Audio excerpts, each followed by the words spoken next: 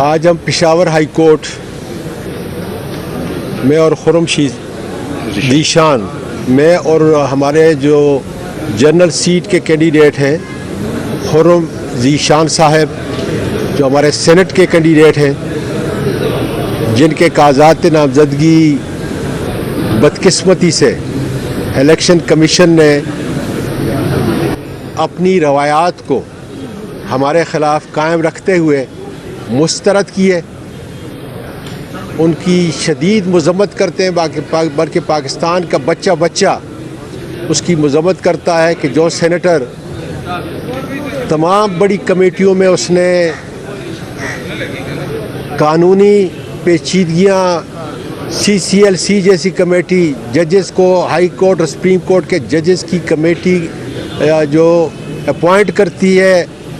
اس کا ممبر ہیڈ ہونے کے، الیکشن کمیشن جو ہے الیکشن کمیشن کے ممبران کا تقرر جو کمیٹی کرتی ہے، چیف الیکشن کمیشن کا جو تقرر کرتا ہے اس کمیٹی کا ممبر، اس کے اگر کاغذات نامزدگی ٹیکنوکریٹ وہ نہیں ہے تو میں سمجھتا ہوں پھر سگریٹ بیچنے والے، گھی کا کاروبار کرنے، ناجائز کاروبار کرنے والے، زمینوں کا غیر قانونی سوسائٹیوں کا کاروبار کرنے والے، وہ پھر سینٹ کی زینت ہوں گے اور وہ عوام کے مسائل کو اجاگر کریں گے، وہ ایماندار ہوں گے۔ تو اس لحاظ سے مجھے ٹیکنوکریٹ کی سیٹ پہ بھی اور جنرل سیٹ کے اوپر بھی میرے کاغذات نامزدگی جو ہے مسترد کیے گئے۔ خرم ذیشان یوتھ کی پہچان ہے، پاکستان میں ابھرتا ہوا ستارہ ہے، عمران خان کے ہم دونوں سپاہی ہیں، اس قصور میں کہ ہم عمران خان کے ساتھ کھڑے، ہمارے کاغذات نامزدگی جو ہے مسترد ہوئے ہیں، لیکن انشاءاللہ ٹریبیونل سے ہمیں پوری امید ہے کہ قانون کے مطابق انشاءاللہ فیصلہ ہوگا اور دودھ کا دودھ اور پانی کا پانی ہوگا۔ ہم نے اپنی اپیلیں جو ہیں وہ فائل کر دی ہیں اور جیسے ٹریبیونل انشاءاللہ تعالی یہاں پہ بیٹھے گا ہم اپنے وکلاء کے ساتھ قانون آئین کے مطابق اپنا مقدمہ پیش کریں گے اور انشاءاللہ تعالی جیت جو ہے وہ حق کی ہوگی۔ پاکستان کے جو موجودہ حالات ہیں ابھی دیکھ لیں، اس ڈگر تک پہنچ چکے ہیں، میں اس پہ زیادہ بحث نہیں کرنا چاہتا، اس لیے کہ صوبائی خود مختاری کے تحت چیف منسٹر علی امین گڈاپور، اس کی کابینہ اور اس کا سپیکر اور اس کی پوری اسمبلی بااختیار ہے کہ گورنر نے خیبر پختونخوا کے اندر جو اجلاس بلایا ہے کیا وہ قانونی اور آئینی ہے۔ ایک قانون کے طالب علم کی حیثیت سے میں نہیں چاہتا کہ میں اس کے اوپر جو ہے کوئی بحث کروں، اس لیے کہ یہ میرے دائرہ اختیار سے تجاوز کر جائے گا اور میرا خیال ہے کہ انہوں نے کابینہ کا اجلاس جو ہے بلا لیا ہے اور ظاہر ہے کہ مشاورت ہوگی، جو قانون دان ہیں، جو آئین کے روح رواں ہیں، اور اس کے بعد انشاءاللہ وہ فیصلہ کریں گے۔ اچھا یہ بتائیں، ایک تو موجودہ سیاسی صورتحال پر بتائیں کہ IMF سے قرض جو ہے نا ملنے کا امکان ہے، مزید مہنگائی آئے گی، شرائط سخت ہوں گے۔ دوسرا ہے کہ آپ پہلے بھی سینیٹر رہ چکے ہیں، اگر آپ اب اہل نہیں ہیں تو پہلے کس طرح اہل تھے؟ اگر پہلے اہل تھے تو اب کیوں نہ اہل ہے؟ تو صحیح بتائیں۔ دراصل میں تو 19 سال سے ہوں، شاید ایک آدھ اور سینیٹر ہوگا جو مجھ سے زیادہ، جس طرح رضا ربانی شاید ہوگا اور ایک آدھ دوسرے ہوں گے، تو میں سب سے سینئر لیجسلیشن کے اندر بھی اور پارلیمنٹیرین کی حیثیت سے بھی سب سے زیادہ سینئر ہوں، لیکن وہی ہے کہ چونکہ عمران خان کے ساتھ کھڑا ہوں، ملک پاکستان کی خوشحالی اور اس کے مستقبل کے ساتھ کھڑا ہوں، اس کی سزا جو ہے ظاہر ہے کہ ہمیں بھگتنی پڑے گی۔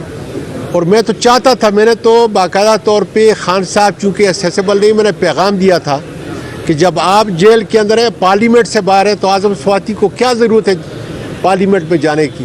لیکن دوستوں کے اصرار کے اوپر جو ہے پھر میں نے اپنے کاغذات نامزدگی جو ہے داخل کی ہے اور اس کا جو حشر ہوا آپ کے سامنے ہے۔ اور ہم بھائی آپ بتائیں آپ کا تعلق خیبر پختونخوا کی کس ضلع سے ہے؟ یہ کسی ہمارے صوبے کا حق نہیں تھا کہ وہ سینیٹر کھڑا ہو جاتا اور وہ منتخب ہو جاتا؟ میرا تعلق کوہاٹ سے ہے. کوہاٹ میں ہی میری پیدائش ہے, یہیں پہ میری پرورش ہے, اور کوہاٹ سے میرا جو ہے تو آبائی تعلق ہے, ابھی کا نہیں. سینیٹر صاحب یہ بتائیے کہ آپ نے جو کاغذات جمع کیے تھے وہ سنی اتحاد کون سے میں تھے یا پی ٹی اے کے؟ نہیں دیکھیں, کلیریفائی کر دیں, اور ساتھ ہی ہم نے آزاد ایسی اعتراضات کیا تھے آپ کے؟ سارے جو ہے وہ جو کے پی کے اندر خیبر پختونخوا کے اندر ہم نے کاغذات پی ٹی آئی کے امیدواروں نے کیے, آزاد حیثیت سے کیے ہیں. ایک تو یہ ہو گیا کیونکہ یہاں پہ سمبل وغیرہ کا مسئلہ نہیں ہے. دوسرا کاغذات اس لیے انہوں نے کیا ہے کہ انہوں نے ایک ایفیڈیوٹ جو ہم نے فائل کیا تھا اس کا ایک حصہ جو ان کی مرضی کا تھا وہ لے لیا, دوسرا ایسا چھوڑ دیا, آدھا تیتر اور آدھا بٹیر. تو ان شاء اللہ تعالیٰ وہ خود بخود اڑ جائے گا. دوسرا وہ یہ کہتے ہیں کہ آپ کا جو ووکیشنل ایکسپیرینس ہے وہ کافی نہیں ہے. جتنے ایکٹ میں نے بنائے وہ پاس کیے, پارلیمانی امور کا وزیر 75-76 سال پاکستان کی عمر میں 30 یا 40 آدمی رہے ہیں. مجھے اپنی ستائش نہیں کرنی چاہیے, لیکن سب سے پڑھا لکھا پروفیشنل جس کے پاس ڈاکٹر آف جورسپروڈنس امریکہ کی ڈگری ہے, LLM کے سارے کورسز میں نے پاس کیے ہیں, LLB کے اندر جو ہے میں گولڈ میڈلسٹ ہوں, اور اس وقت سے ہوں کہ اور پھر یہ سپریم کورٹ کے اور ہائی کورٹ کے جتنے بھی ججز تقریباً اس وقت موجود ہیں ان کا میں نے انٹرویو لیا ہے. اسی پارلیمانی جو ہمارا پارلیمنٹری ہماری کمیٹی ہوتی ہے نیشنل اسمبلی اور سینٹ کے اوپر, اس کا میں ممبر اور چیئرمین رہا ہوں. میرے لاسٹ سائن ہے جس کی وجہ سے بہت سارے ہائی کورٹ کے ججز اور سپریم کورٹ کے ججز جو ہیں وہ اپوائنٹ ہوتے ہیں, اپوائنٹنگ اتھارٹی ہوں, اور اس کے بعد بھی اگر وہ کہتے ہیں کہ میں ٹیکنوکریٹ نہیں ہوں تو میں سمجھتا ہوں کہ پھر یہ الیکشن کمیشن کی سراسر زیادتی, ظلم, جبر, استبدال اور بیوقوفی ہے, جس کو آیا انشاءاللہ تعالیٰ پاکستان کا میڈیا وقت کے ساتھ کہ کتنا بڑا ظلم ہو رہا ہے, اخلاقی ظلم ہو رہا ہے. عمران خان اور ان کی اہلیہ بشرا بی بی پہ جتنے مظالم ڈھائے گئے, اخلاقی گراوٹ کا جو نقشہ پاکستان میں ہماری روایات کے خلاف پیش کیا گیا, پاکستان کا بچہ اس کی مذمت کرتا ہے. اور انشاءاللہ تعالی ہمارا قائد جو مسلم امہ کا قائد ہے, خدا کے فضل سے اپنے فرسودہ جیلی کیسز سے آزاد ہو کر انہی عدالتوں سے خدا کے فضل سے باہر آئے گا, اور پھر اپنے ملک پاکستان, اپنے نوجوانوں کی, اپنی بیٹیوں کی, بچوں کی, پوتیوں کی, نواسیوں کی ترجمانی خدا کے فضل سے کرے گا. اے اللہ تیرا شکر ہے کہ میرا لیڈر آج پاکستان کے بچے کے دل پہ حکومت کر رہا ہے. پاکستان پائندہ باد. صاحب کیا کہیں گے, ڈونلڈ ٹرمپ نے امریکی کانگریس میں بیان کیا ہے کہ کوئی سائفر میں اس طرح کی بات نہیں ہے, کوئی دباؤ نہیں ٹھہر سکتا, اس طرح نہیں کیا جائے, کیا کہیں گے آپ لوگ موقع؟ ایک جھوٹ جو ہے اس کو آشکارا کرنے کے لیے آخر وہ بھی مکروہ چہرہ سامنے آ گیا ہے. ڈونلڈ لو جو ہے مکروہ چہرہ سامنے آ گیا ہے. اگر پاکستان میں سازش نہ ہوتی تو آج پاکستان کے جمہوری معاشی اداروں میں استحکام ہوتا, ادارے آگے بڑھتے, ملک کے اندر استحکام ہوتا, اور سارے ادارے اپنے دائرے اختیار کے اندر جو ہے کام کرتے. لیکن وہ سارا کچھ اسی سازش کے تحت جو ہوا, اور آپ دیکھ لیں کہ پاکستان کس طرف جا رہا ہے.